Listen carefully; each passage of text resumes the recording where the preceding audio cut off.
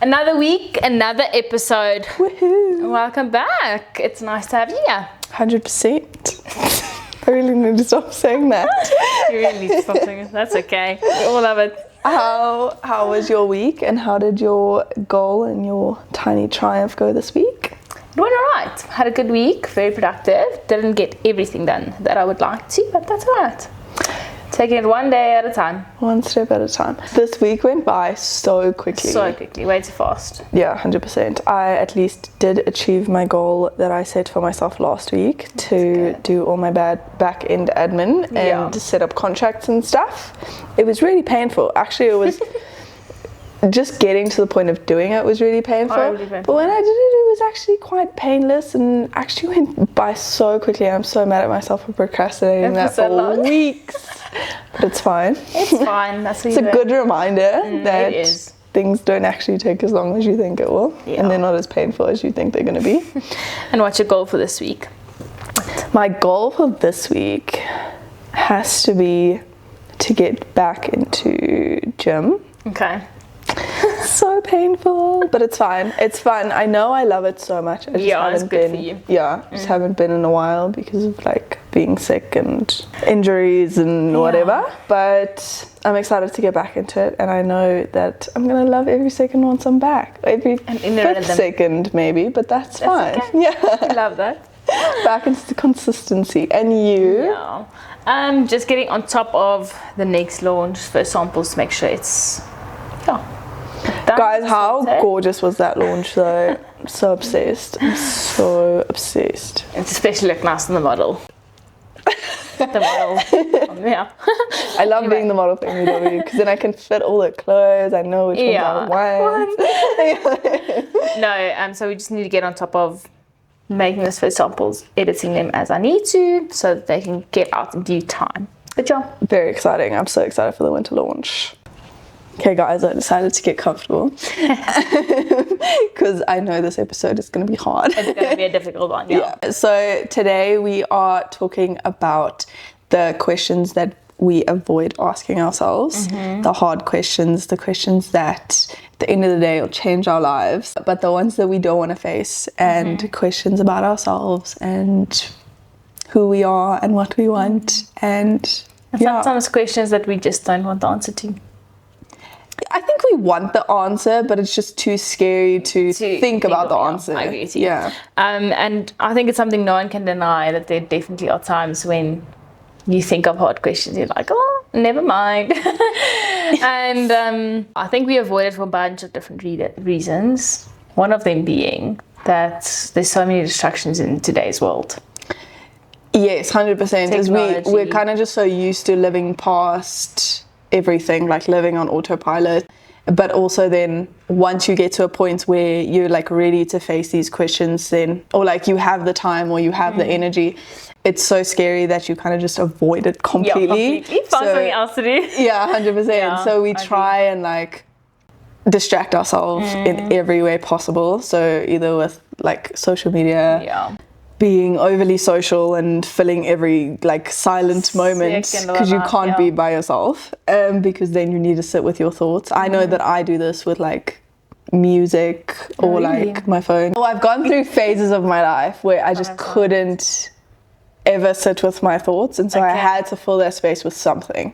So either music playing so that I can't think about something like of course you're thinking about, but you're not like just a little bit distracted. You're not overthinking it completely, or like scrolling on social media, or I'll scroll on social media while listening to music. Let's just fill the space as full as it can be. But I even realized the other day, my sister got me the game We're Not Really Strangers. Anyone who knows me knows that I love that game, and I have like 5 different It's a beautiful game. You should really get it if you haven't. Highly recommend. Yeah. It's even an online version. Oh really? Oh, I don't know that. They have like 10 questions and you can kind of just play. Oh, that's cute. Okay. She got me the self-love version. So usually the game you play with people and you like try and get to know them better. Where the self-love version are questions that you like ask yourself. And she got me that game, I think, for Christmas. Okay. Yes, it is now April. I've only been able to open the game and read about 2 or 3 cards and literally put them back. And I was like, nope, that seems triggering. That seems hard. I don't want to answer these questions. These are so deep. And then I have to like think about it and reflect. Gross. And the whole point of the game, when you're playing with someone else, is to get really deep with questions you don't normally ask each other. And so I can just imagine that the one for yourself gets even deeper because you're alone. And it's easier to like share with someone, but where there you're just sharing with yourself and you like have to journal on them, etc., etc. You have to like do the work, and that's really scary.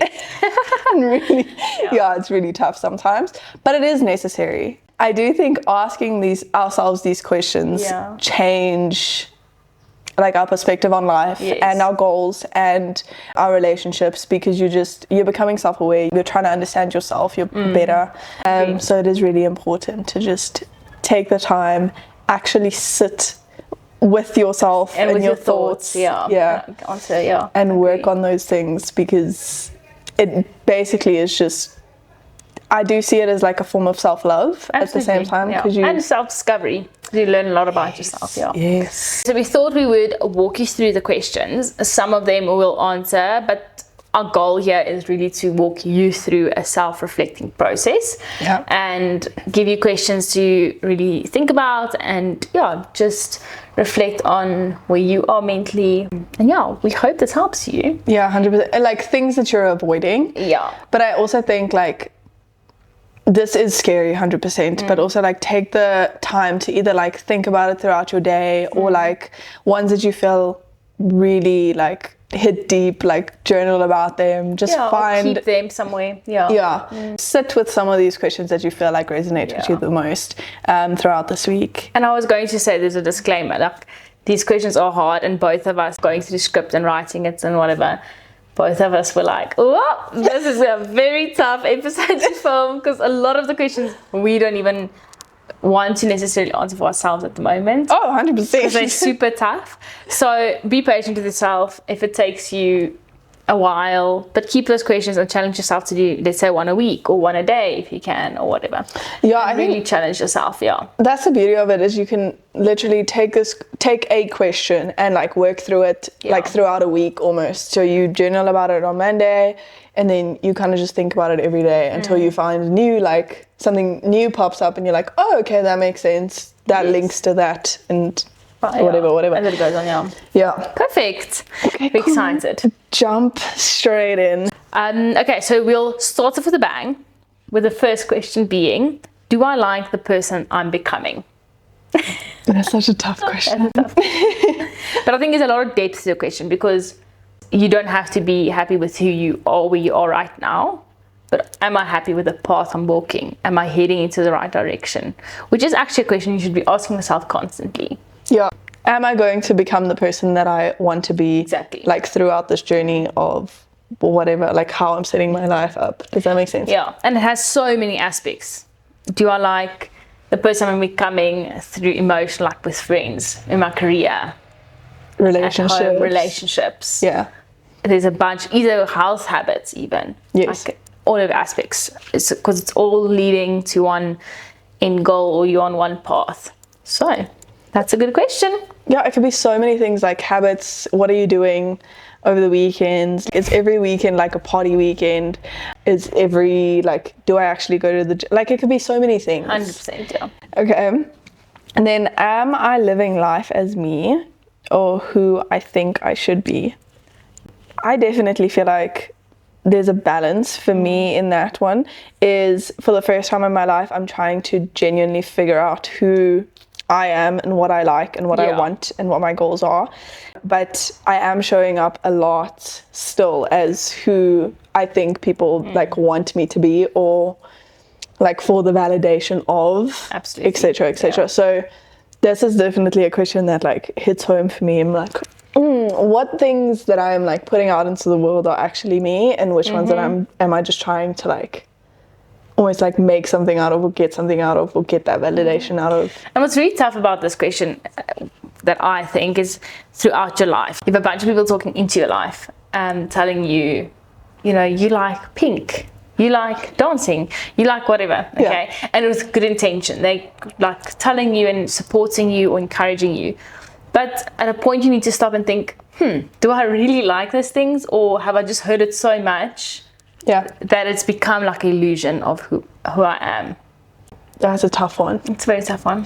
And both those questions, I kind of want to like change them a little and think about, what am I actually doing to become the person that I want to be one day? Yeah.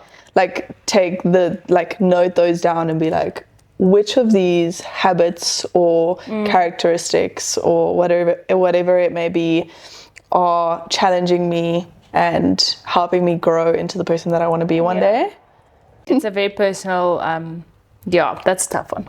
Okay, to continue on with that thought pattern is, what do you believe to be true about yourself that might not be true? Ooh. Okay, I'll give you an example. It's a very stupid example, but it might just help like lead your mind into the right direction. I grew up in a house where we just had cats. Okay, we had lots of cats always, and I love cats. I really do, and I always thought I was a cat person. Now I don't live in a house with any pets, but I'm surrounded a lot with dogs because people around me have dogs. I love dogs, and I might be a dog person rather than a cat person.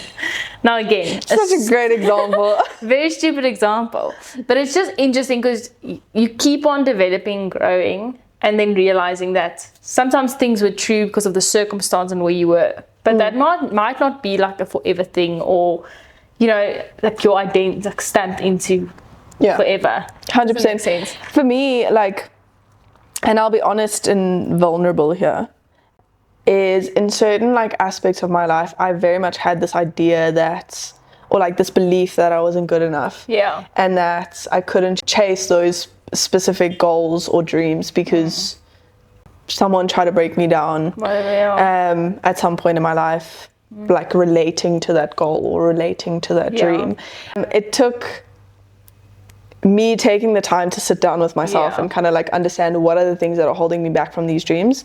Oh, actually, it's this belief that you can't or whatever. Yeah, that I'm not good enough, or I can't achieve these things, etc., etc. So I had to like take the time and actually figure out who is holding me back, me or someone else's belief about me, and how did that person's belief about me kind of like change the way that I think about myself or see myself, and how is that holding me back? Crazy. Wild. Okay. And then the next question is another scary one. What's the thing I'm scared to say out loud, even to myself? I have a lot of truths, I think. Yeah, what's that thing that you're like, it's there, but you kind of like refuse to admit that it's a thing? That's wild. One thing about that specific question is, I think when we say things out loud, even to ourselves, so out loud in your head, like that voice in your head that speaks as if it's on loudspeaker. I don't know if everyone has that voice. I hope everyone has that voice. Apparently not everyone has that voice. It's only like a certain percentage of people. Okay. Well, I definitely have a voice that speaks to me. Yeah, me too. Anyway, it feels like the truth. So as soon as it's spoken aloud, then it's like reality, truth. And I think that's the scary part of the question is, like, you just in disbelief. So I understand the fear of like speaking it into existence, but at the same time, if you face that fear or not, face the fear and actually speak it into existence, into reality, then you challenge that belief. Absolutely. And that thing that you are scared to admit, basically, and then you grow from that, and which is better than just holding it back and kind of like internalizing that thing that you know is actually true. Yeah, I agree. Even if you just voice it to someone, maybe like a safe person, and then can just be have a conversation about it. Exactly. Because then if you have that conversation with someone that you love and someone who supports you can also tell you, okay, you're being crazy. Yes. Or okay, that's true to this extent. Or just put it in perspective and say, that might be true, but it's not that deep as you making it, so whatever. Yeah, 100%. And continuing on that train of thought, the next one would be, when was the last time you were really honest with yourself? Which is also, that's something you might off the bat be like, I'm honest with myself all the time. But just give it a second. Just think about it for a moment. Not you beating around the bush honest, like straight to dead honest. Guys, I'm delusional. I don't think I've ever been honest with myself. on the train this morning, I told Danelle the story, and I think it just slips in perfectly. I was on the train this morning, and I don't have my earpods because they're flat. So I'm sitting on the train and listening to everyone around me, because that's all I can do with my thoughts at that time. So someone gets on the train with their colleague, and he is telling his colleague that someone in his department had come to him, I'm guessing like his manager or someone, you know, like who he works under. He's like, they have told me I work too slow. And so him and the colleague are kind of going back and forth about, like, you know, no, that's nonsense, you don't work too fast, and he's doing this, and this is why I work slow, and this, whatever. And at a stage I'm like, maybe if you're just honest with yourself and be like, maybe I do work a little bit slow. Why am I working so slow? Like, what, you know?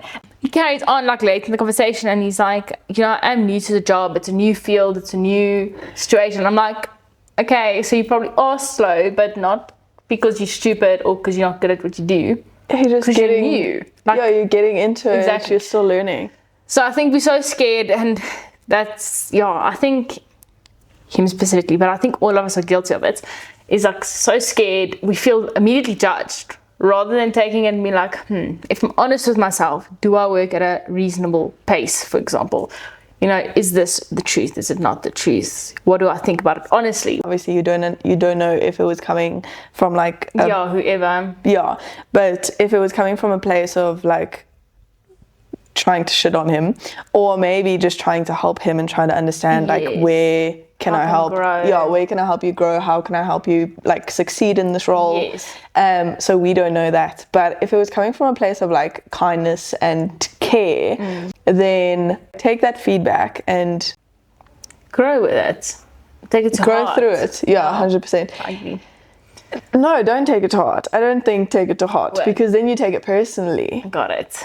Like, okay, I understand what you're saying. Take the feedback, take it with a pinch of salt. I'm not saying take it with a pinch of salt and don't care about it, but don't take it as a personal attack. Take it as something that you can grow from, instead of taking it as a personal attack, like on who you are, because it isn't. It's just feedback.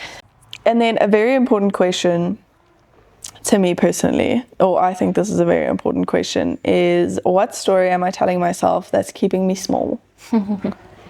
Which is a wild thing if you think about it, because it's basically, what lies are you telling yourself that are holding you back? Holding you back, yeah. I think we all create stories for ourselves in our mind. Moving on to kind of a different level of questions, and this is something Danelle and I think the next view, something we advocate to have answered, and we have asked ourselves these 4 questions, I would say, in the past 2 or 3 years. Like, they've been on top of our mind, with the first one being, what do I really want if I was brave? If you were brave enough, what would you really want? And personally, that would be what I asked myself when I switched careers.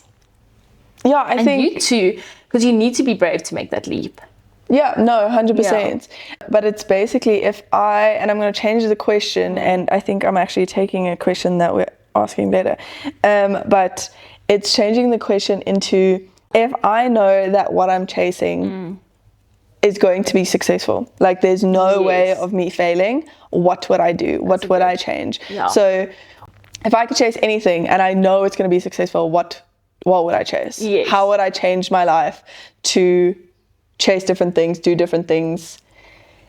And that just like changed my perspective a lot, in the sense of, actually, what do I actually want? Like, if nothing was of question, money, failure, success, whatever. And it opens up the world, doesn't it? Like, the options become endless. Exactly. I've gone through these confident phases in life where I think like the world is my oyster. Literally the whole world feels like it's lying in front of me, and I can pick which industry I want to work in, and I can create something with that, right? And then I've also gone through phases where I wake up in the morning and I feel like everything that I am or everything that I'm doing is worthless and doesn't mean anything, and I'm so negative, and I don't like myself, and I don't like where I am in my life, etc., etc. So it's kind of like finding the balance in that sense as well. But actually, sitting with your thoughts, trying to understand who you are, what makes you happy, and chasing that instead of just the fear that is basically crippling you to never make that jump or never take that risk, because that is paralyzing at the end of the day. That is paralyzing, I agree. And I would be really interested to hear people's dreams, if they were brave enough, and if they had if there was no failure in sight. Oh yes, guys, please tell us. Yeah, what you could have once achieved. What would you do? You'll become the Princess of England. Joking. No, I think what I'm doing was definitely one of them. That's doing my own thing, building a life that I want, in a career that I like. If I was brave enough, I don't know. That's a difficult question. What did you do? Become an astronaut? No, I'm not smart enough. It's not about money. It's a whole different thing. If failure wasn't an option, so I love teaching, right? That sounds bizarre, and I love how you're looking at me right now. But where's this going? But teaching certain things. So something that a lot of people don't know about me is I've been a makeup artist for the past 9 years, and I am an image consultant and stylist and etc. So there's so many things that I love teaching. I love teaching people how to do their makeup. So I love doing my makeup masterclasses. I love doing image consulting. And so my dream has always been to get up on stages and actually explain these things to people, because it's such an achievable goal. It is an achievable goal. It is 100%, and it's something that I'm working towards. Genuinely working towards. Yeah. But there's still something holding me back, and that fear of, anyone who knows me knows how scared I am of talking about in front of people. But I know that is something that I will be able to do in the future, and I'm working towards it. If fear wasn't an option and failure wasn't an option, I would do that today. Yeah, you know what I'm saying? But I'm still working towards that thing. And so for me, that is speaking at a Women's Day event, making people feel confident, making people understand themselves better and see their value. Yeah. If that makes sense. Beautiful. Yeah. I'm so glad you have such a great answer for that one. You're adorable. The next one is quite difficult as well. Because I think, let me read the question and I'll explain. If you could start over tomorrow, what would you do differently? And my mind goes to start over from the beginning. Not obviously when I was a child, because I don't know how that would work. But to start over from university, when I had the choice to study and you kind of a adult. What would you do differently? And I think, I don't know, a lot of my university things I probably wouldn't do differently, because I actually loved university. I actually thrived. I loved it so much. Do you think you would study the same thing? No. See, that's what I'm saying, yeah. No, I wouldn't. I would probably study something totally different. I don't know what I would study. I would actually just not study. I'm joking, I would have to. No, but even me, I realized this the other day, and like I said earlier, I'm very much in this self-discovery era of trying to understand myself and what I want and who I am. I was actually thinking about it of going back to university and studying this thing that you actually would love. I would love, and kind of rewriting your story, my story and my career, and it's possible. Absolutely, we can go back to university at 50 years old if we want to. You can rewrite your story and you can change your entire career at any point in time. It's just about actually making that choice and what is holding you back. And then the next question, which I think is a very good question to reflect on, which is, am I chasing a life that actually feels good, or one that just looks good from the outside?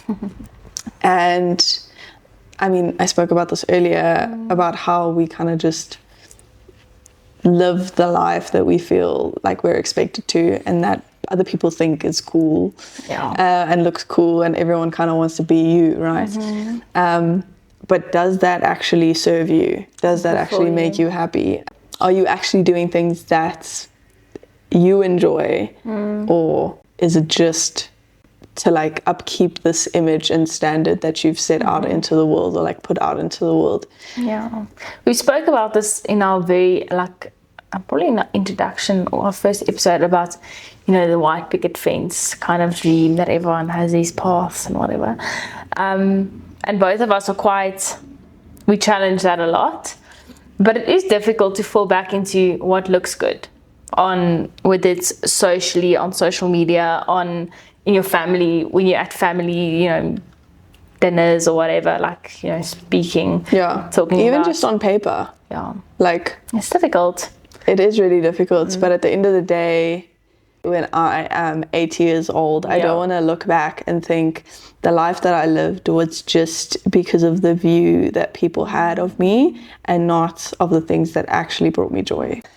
The last question on that wavelength, I would say, and this one is super challenging for me. I think for everyone.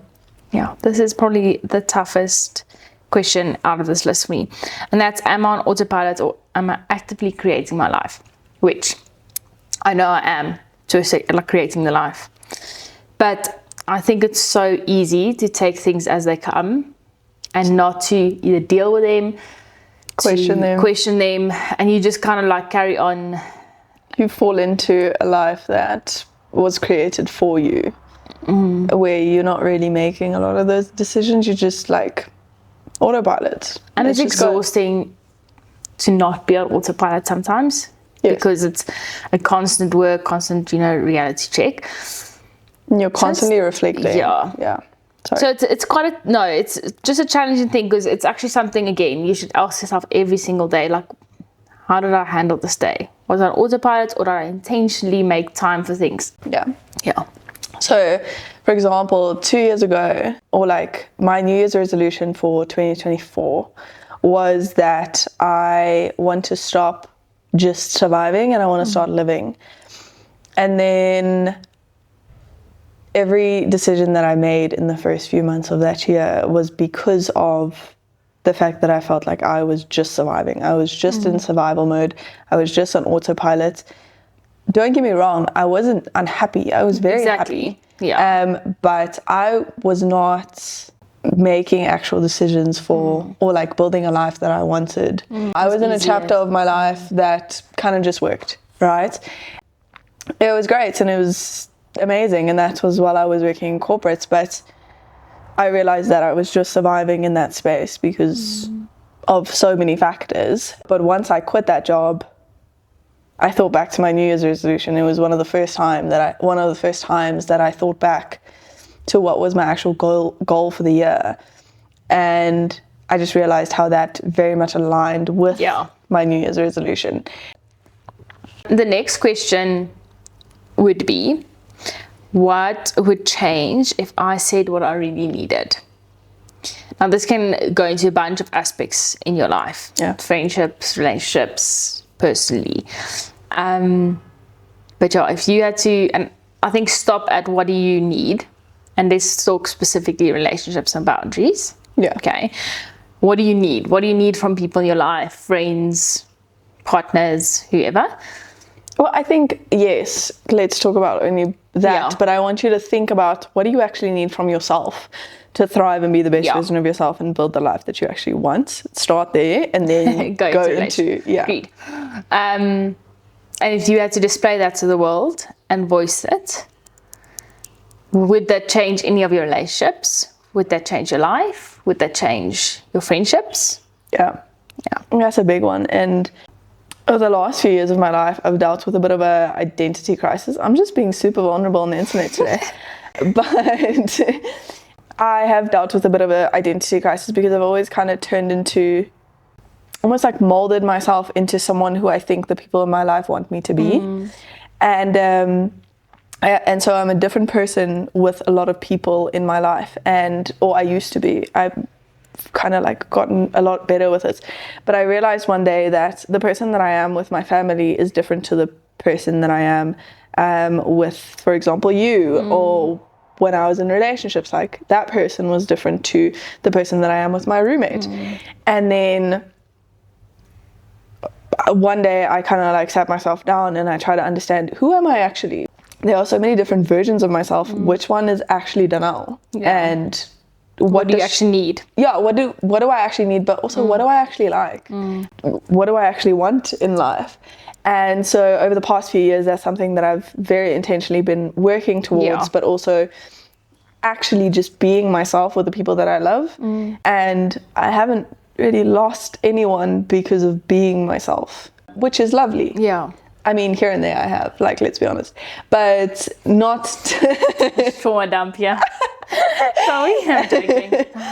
No, but you get what I'm saying is, will it change your relationship? Like you said, will it change your relationship with someone if you are actually just being yourself in front of them, or if you actually communicate your needs to them? Express your needs, And if that friendship or relationship or whatever it may be ends because of the change, then that relationship or friendship was probably not good for you in the first place, because it wasn't serving you, it wasn't giving you what you needed, it wasn't making you, it was probably making you happy to an extent, but it wasn't fulfilling and ticking the boxes. Agreed. Yeah. Which is very deep. Getting to the last two questions of our little episode, and questions we'd like to walk you through. And I hope you're still with us and that the questions haven't become too daunting. Guys, it's okay. It's okay. We're getting through them. Okay. The next question is, what's no longer working, but I'm too afraid to let go of? Ew, that's disgusting. I hate thinking about this question. I think there's a lot. Friendships were definitely one I always used to hold on to.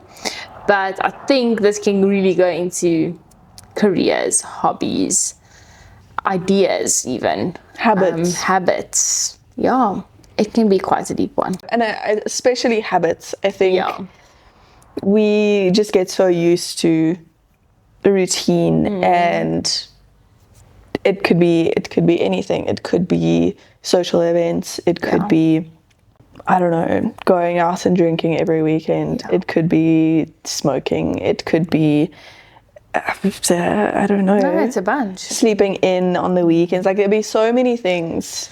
That you're just so used to it, because it's just, that's how you've done life for the past like few months or few years or whatever it may be.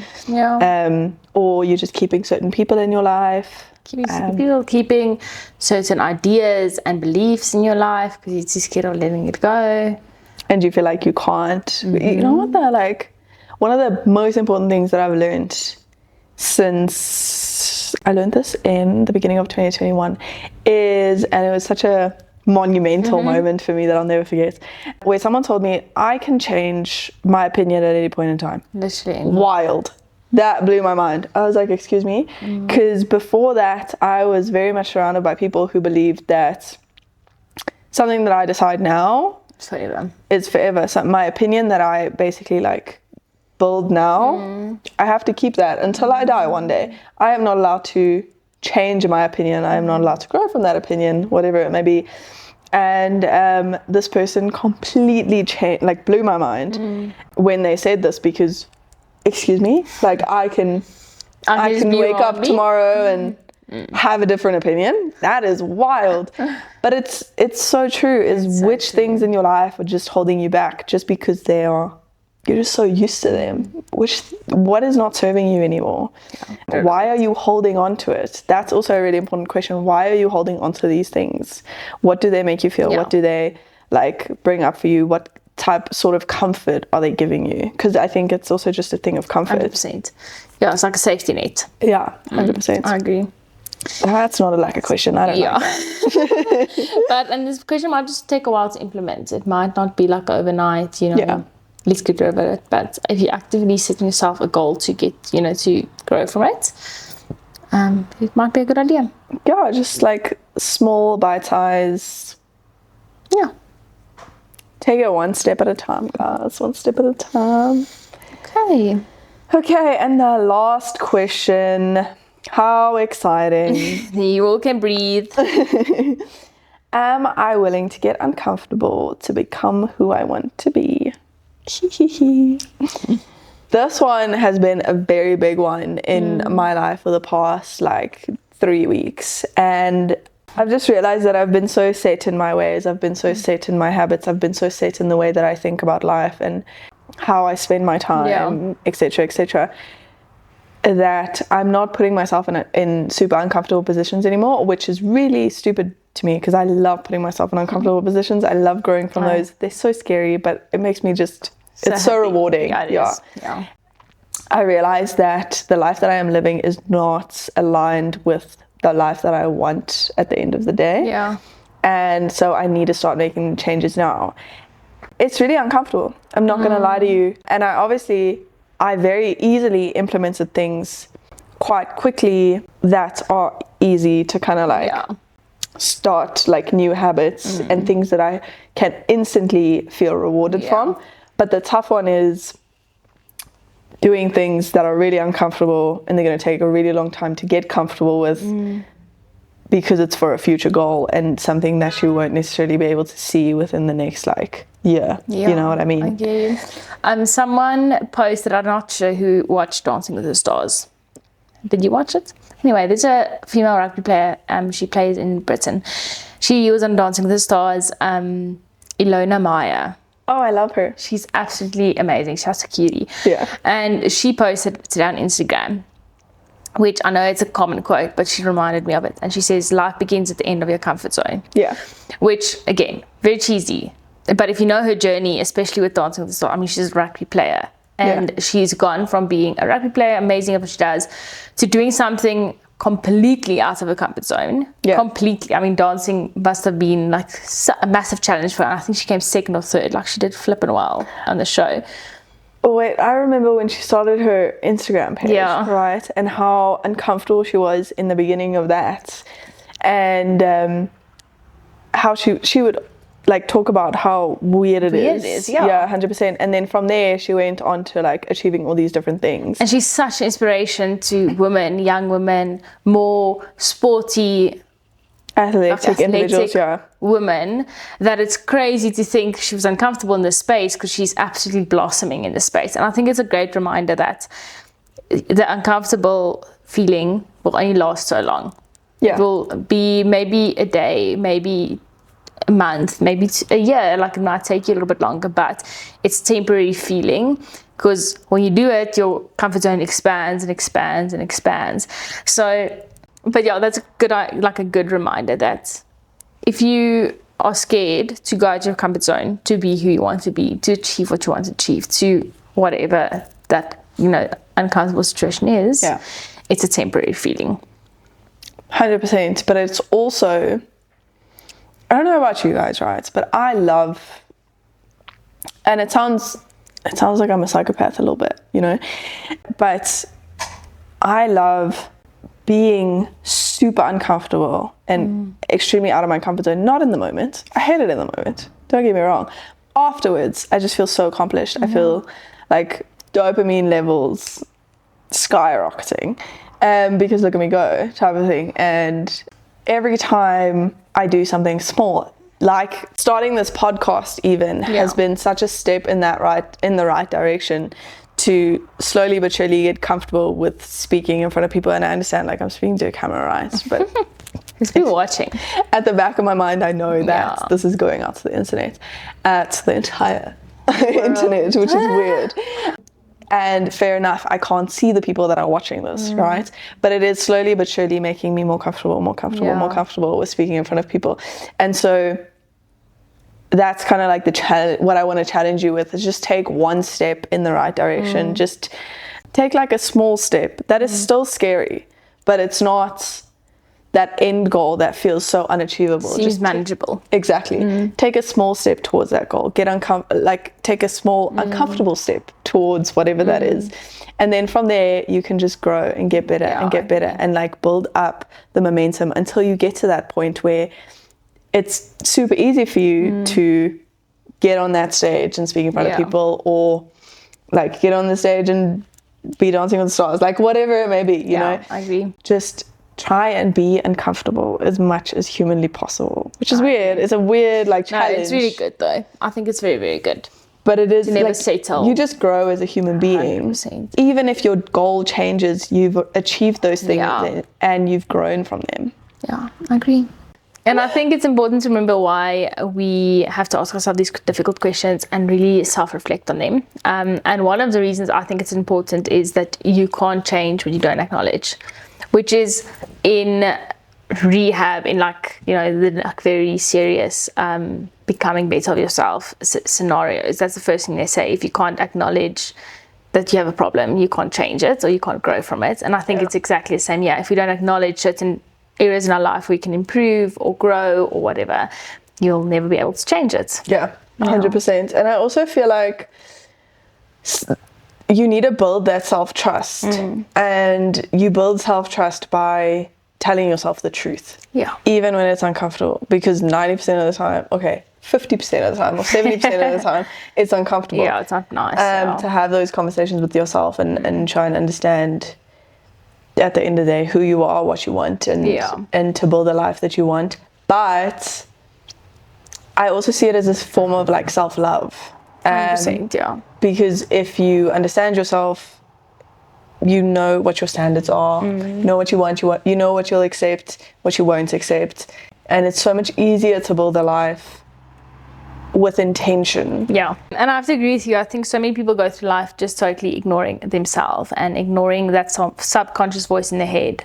And you need to face it. You need to listen to it sometimes, hear what you don't want to hear, even if you have to tell yourself it.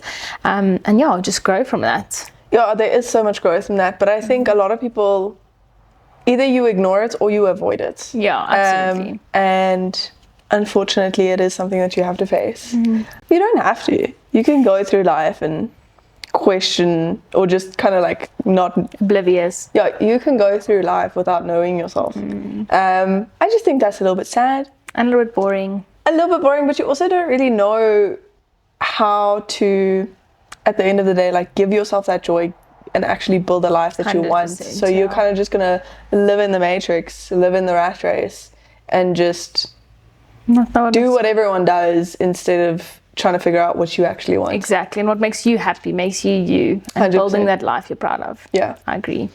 So we have a few thoughts to run with for you, even though we shared a million thoughts to run with. Just add to the list. Just add to the list. But if you don't want to run with, or you don't really want to like start with those big questions that we asked earlier, we just want to discuss like 2 questions that you can actually like think about and work on. Yeah, 100%. And the first one being, what part of myself am I ready to meet again? Which is a crazy deep question. It is a crazy deep question. And I saw a reel, and I'm sure some people saw it because it went super viral, but of this woman that says, and I can't remember the exact creator, but when I find it, I'll share it. She would basically sit down with her thoughts and like, firstly, like taking the time to actually work on yourself. Step 1. Step 2 is imagine a room full of people, but those people are different versions of yourself, right? So those are, for example, the childhood you and the high school you and the university you and the most broken version of you that's ever existed, etc., etc. So add all the chapters in your life that you feel you were a different individual, and then also include your future self in that room. Imagine yourself like walking into that room and having to tell everyone, like every specific version of yourself, something that they need to hear. To firstly like have compassion for those versions. I feel like we go through life kind of like regretting and hating certain versions of ourselves. And I realized the other day there are versions of myself that I completely despise. And I had to like sit with that and understand like, why was I the way that I was, type of thing, and what caused that, and how can I love that version of myself, and how can I heal that version of myself. So it is necessary to like sit with those different versions and understand who they are and what they need. And meet them where they were. Exactly, 100%. And then you give your future self like space to talk and explain everything that you need to change to be able to get to where she is. Yeah. Which I think is really cool. No, it's very cool, I agree. Because it's also I think that gives you a lot of confidence at the same time. Is it someone that doesn't exist yet? Yes, exactly. And it sets your mind in the right mindset to how am I working towards that point, like the version I want to be in the future, or the things I want to. I think it's so beautiful because you imagine this future self as a dream, and that's the person that you want to become. So you might as well just chase that, and then it gives you kind of a clear picture of that. So sorry, let's get back to the question. Is what version of yourself do you need to go back to? What version of yourself do you need to understand better, heal, and be there for? 100%. And yeah, 100%. Agree. Okay, that's my question would be, where in your life are you on autopilot? And personally, I think there's a few areas in my life where I'm on autopilot because it's so much easier with the pace we live in, the pace we like to operate in, where you kind of just put on autopilot and you go with the emotions. And I do think certain parts of our life, because I'm a control freak sometimes, with like I need a plan. So sometimes it's good for me to put on autopilot and just go with emotions so that I don't overthink situations. I don't want to take too much control and just go with it. But on the same note, when it comes to the emotional part of it, especially when you're dealing with heavy stuff in your life, whether it was disappointments or regrets or whatever, you have to be able to put off that autopilot and really deal with them. Yeah. And face them head on and learn, grow from that, which, I could definitely work on. 100%. I think throughout our lives, we go through so many phases of autopilot. And I think there's so much joy in realizing, or like freedom in realizing that that's actually what's going on. And I mean, if you want to change it, change it. If you don't, I know of a lot of people who kind of just want to cruise through certain like things, like someone who wants to cruise through their career, and that's fine. Like if you want to cruise and you want to be on autopilot, do that, as long as you're not cruising in situations that actually are like really important to face, you know. I think in yourself, in your relationships, and like the things that actually matter at the end of the day. Very cool. Very, very cool. And that was it. Really hope you can say this and say the questions. Yeah, 100%. With yourself and get to know yourself better. Yes, please let us know if you agree with any of these, or if you feel like any of these made you think a little bit deeper. But we want to chat about it. Have the best week. We have a very exciting episode coming next week. So tune in for that. But thank you for joining. Bye. Love you. Bye.